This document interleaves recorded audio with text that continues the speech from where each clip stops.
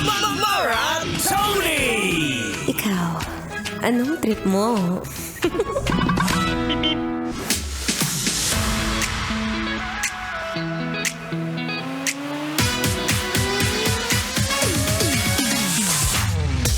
Oh, ano yan? Bakit naman nakakunot na naman ang iyong mga noo, Bing? Ano ba? Iniisip mo yung katawan mo nung 19 kopong-kopong, ang sexy! Ngayon hindi mo na alam kung anong gagawin mo. Patay tayo dyan, B. It's a happy Thursday, kabisyo. Yes, I'm back. Ako pa rin to. Ang babaeng takbo ng takbo.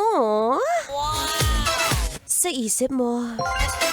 Your daldalerang atleta, DJ Maratoni, para sa programang Love Trip.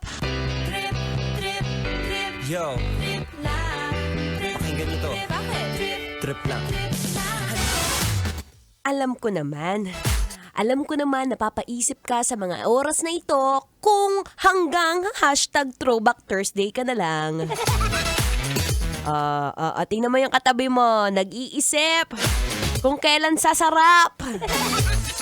Sinaman, bakit naman napapabayaan ng katawan? Ano ba ang madalas na iniisip mo? Kung paano mo siya mababayaran. Yan ang problema sa'yo eh. Galing-galing mong umutang. Hindi mo man lang magawang magbayad. Minus points ka sa langit niyan. Anyway, ako po ang inyong makakadaldalan na buong hapon, 3 to 6 p.m. para sa programang Love Trip. At minsan talaga yung napapaisip ako, no? Kanina nakasakay ako sa angkas. Papaisip ako, bakit ganun? Ang ganda ng katawan niya before, tapos ngayon ang laki-laki na.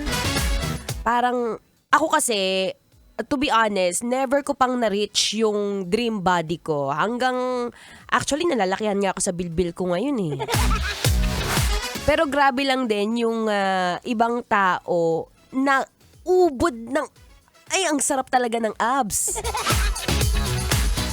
Tapos minsan mapapaisip ka, teka lang, hanggang throwback na lang ba? Hindi ko na ba mababalik yung dati kong katawan? Yung kung saan, naging campus crush ka? O kaya pati yung kapitbahay mo, naiuwi mo kasi nga ang sarap-sarap mo. Sige nga, tingnan mo nga yung katabi mo, dali. Tingnan mo yung katabi mo kung mukhang masarap yan. O tumingin ka dun sa malayo. Ayun, yun. Yun, kita mo yon? Ang sarap niya, di ba? For sure, nagbabawas ng kanin yan. Ikaw. Oh yeah, no. Just, few reminder. Alam mo, ang pagdadiet, sabi nga nila, parang love life yan. Kapag ka inaalagaan mo, habang tumatagal, mas nagiging masarap. Alam mo na kung gusto mong sumarap.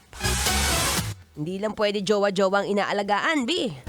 Dapat pati ang katawan mo. Magandang trip yan. Yung ikaw muna bago yung jowa mo. Kasi baka mamaya, iwan ka lang ng jowa mo kasi nga, hindi ka na masarap.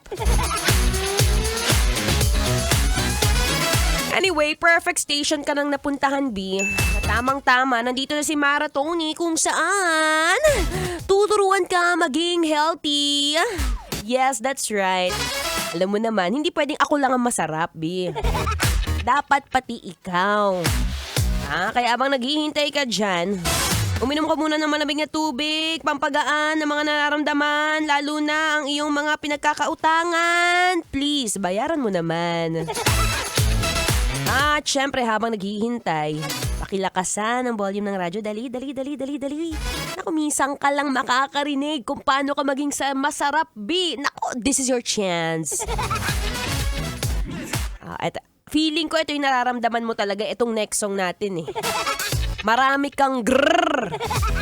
Ito masasabi mo sa sarili mo kapag ka talaga naman habang tumatagal medyo lumalaki ang bilbil mo. Grrrr. Here's another song brought to you by Randamel and Caitlyn, entitled Damian Groove.